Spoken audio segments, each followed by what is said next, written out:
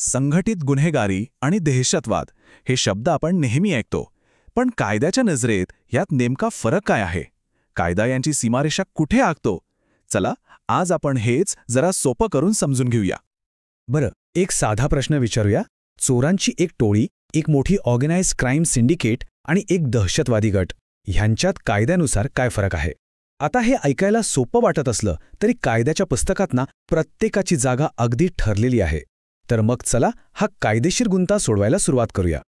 आता या गुन्ह्यांची तीव्रता समजून घेण्यासाठी आपण एका शिडीचा विचार करू. पण शिडी चढण्याआधी तिचा पाया पक्का आहे की नाही हे बघावं लागेल, बरोबर? तर सगळ्यात आधी आपण या गुन्हेगारी विश्वाचा पाया समजून घेऊया. म्हणजेच कायद्याच्या भाषेत गुन्हेगारी टोळी म्हणजे तरी काय? तर बघा, कायद्याच्या व्याख्येनुसार संघटित गुन्हेगारी टोळी म्हणजे काय? तर 2 किंवा त्यापेक्षा जास्त लोकांचा एक ग्रुप, जो एकट्याने किंवा एकत्र येऊन सतत काहीतरी बेकायदेशीर काम करत असतो. या 2 शब्द खूप महत्त्वाचे आहेत. 2 किंवा अधिक व्यक्ती आणि सतत चालणारी बेकायदेशीर कृती. हो, फक्त 2 लोक. आश्चर्य वाटलं ना? पण कायद्याच्या नजरेत एखादी गुन्हेगारी टोळी सुरू व्हायला फक्त 2 माणसंही पुरेशी आहेत. हाच तो कळीचा आकडा आहे आणि हाच या सगळ्याचा कायदेशीर बेस आहे.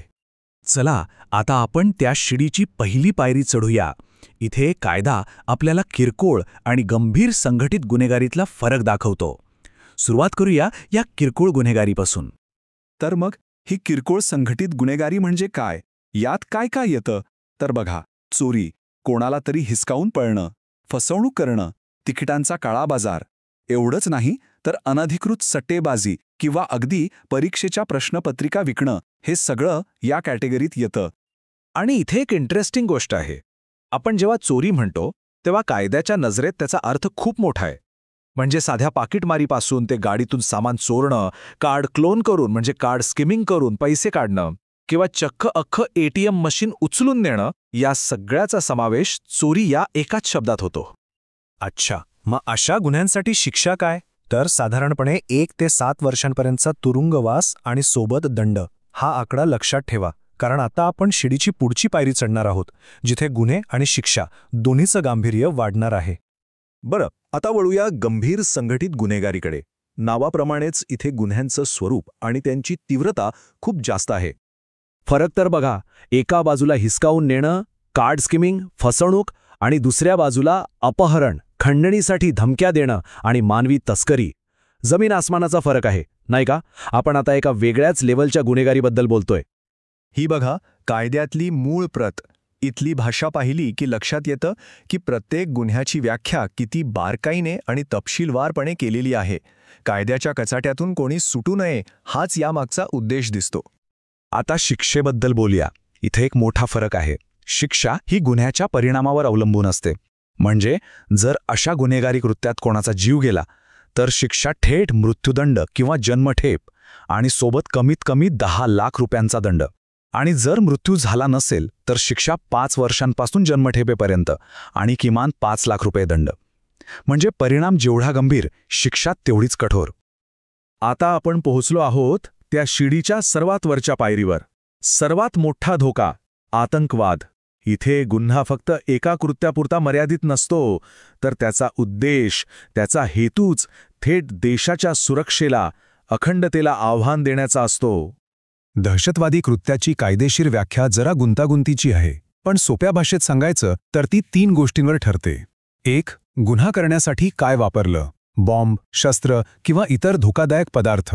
2. लक्ष कोण होतं, देशाची सुरक्षा, सामान्य जनता की सरकारी व्यवस्था. आणि 3. अपेक्षित परिणाम काय होता, लोकांचा जीव घेणं, मालमत्तेचं नुकसान करणं की समाजात दहशत पसरवणं.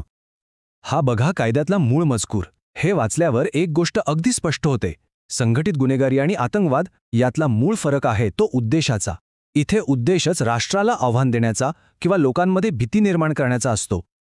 साहजिकच आहे, अशा गंभीर गुन्ह्यांसाठी शिक्षासुद्धा तितकीच कठोर असणार. इथेही तोच नियम लागू होतो जो आपण आधी पाहिला. जर दहशतवादी हल्ल्यात कोणाचा मृत्यू झाला तर शिक्षा थेट मृत्यूदंड किंवा जन्मठेप, आणि इतर परिस्थितीत 5 वर्षांपासून जन्मठेपेपर्यंतची शिक्षा आणि दंड. पण थांबा, गोष्ट इथेच संपत नाहीये. कायदा फक्त गुन्हा करणाऱ्या मुख्य आरोपीलाच पकडत नाही, तर त्यामागच्या संपूर्ण नेटवर्कला, त्या पूर्ण साखळीला जबाबदार धरतो. हे बघा, मग तो गुन्ह्याचा कट रचणारा असो, टोळीचा सदस्य असो किंवा गुन्हेगाराला लपायला जागा देणारा असो, संघटित गुन्हेगारी असो वा आतंकवाद, या साखळीतला प्रत्येक जण कायद्याच्या नजरेत गुन्हेगार आहे आणि प्रत्येकासाठी शिक्षेची तरतूद केलेली आहे. म्हणजे संपूर्ण नेटवर्कच कायद्याच्या रडारवर येतं. पण यात एक छोटा पण महत्त्वाचा अपवाद आहे. कायदा म्हणतो की जर गुन्हेगार असलेल्या आपल्या जोडीदाराला म्हणजे पती किंवा पत्नीला दुसऱ्या जोडीदाराने आश्रय दिला तर तो या कलमाखाली गुन्हा मानला जाणार नाही. हा एक इंटरेस्टिंग अपवाद आहे. थोडक्यात काय तर कायदा म्हणजे जणू एक शिडीच आहे. प्रत्येक पायरी धोक्याची एक नवीन पातळी दाखवते आणि जसा धोका वाढतो तशीच शिक्षेची तीव्रताही वाढत जाते, किरकोळ गुन्हेगारीपासून ते थेट दहशतवादापर्यंत. आणि हे सगळं समजून घेतल्यावर शेवटी एक मोठा प्रश्न आपल्यासमोर उभा राहतोच की गंभीर गुन्ह्यांना रोखण्यासाठी कठोर कायद्यांची गरज आहे हे खरं, पण हे करत असताना व्यक्तीच्या अधिकारांचं काय? या दोन्हींमध्ये एक योग्य संतुलन कसं साधायचं हा प्रश्न आपल्याला विचार करायला भाग पाडतो.